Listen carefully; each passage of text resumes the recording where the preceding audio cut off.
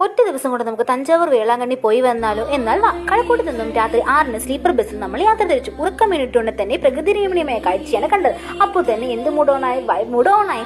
7 മണിക്ക് നമ്മൾ വേളാങ്കണ്ണി സ്റ്റാൻഡിലെത്തി. 8 മണിക്ക് നമ്മൾ ഫ്രഷപ്പ് ആയി. പിന്നെ നമ്മൾ വേളാങ്കണ്ണി മാതാവിനെ കാണാൻ വേണ്ടി പോയി. എന്നിട്ട് മെഴുകുതിരിയൊക്കെ കത്തിച്ച് വെച്ചിട്ട് അവിടെയൊക്കെ ചുറ്റിക്കറങ്ങി കണ്ടു വേണ്ടി പോയി. ബിഗ് സ്റ്റാച്യൂല് ജീസസിനെയും കണ്ടിട്ട് നമ്മൾ ഹോളി വാട്ടർ മേടിച്ചുകൊണ്ട് തിരിച്ച് നമ്മൾ വേളാങ്കണ്ണി സ്റ്റാൻഡിൽ പോയി തഞ്ചാവൂർ പോകാനുള്ള ബസ് വിട്ടു. ഫാസ്റ്റ് എത്താൻ വേണ്ടിയിട്ടാണ് പിടിച്ചത്.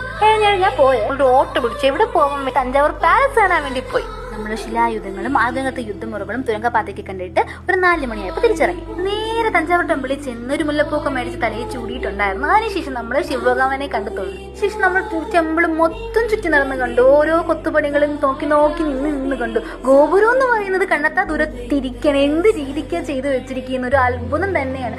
അതിനുശേഷം ഒരു 6 മണിയായപ്പോൾ ദീപക്കാഴ്ച ഉണ്ടായിരുന്നു. അതും കണ്ട് നമ്മളെ ഫോട്ടോസും ഗോപുരത്തിന്റെ ഫോട്ടോസും ഒക്കെ എടുത്തിട്ട് നമ്മൾ എന്ത് ചെയ്തു? രാത്രി ഒരു 8:30 ആകുമ്പോൾ റിട്ടേൺ നമ്മുടെ ബസ് കയറി നമ്മളെ നാട്ടിലോട്ട് തിരിച്ചു വന്നു.